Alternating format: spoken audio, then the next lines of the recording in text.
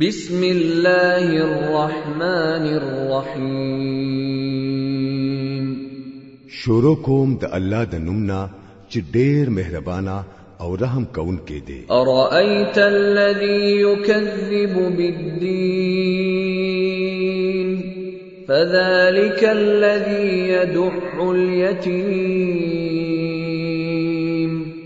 ولا يحض على طعام المسكين. آیا تا اولیدو هغه سړی چې د آخرت جزاء او سزا دروغ غني هم هغه دی چې یتیم لا دکې ور کوي او د مسکین د ډوډۍ په ور کولو تیزول نه کوي. فويل للمصلين الذين هم عن صلاتهم ساهون.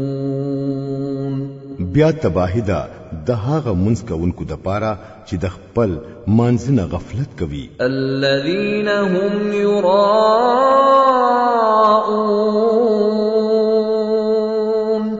ويمنعون الماعون.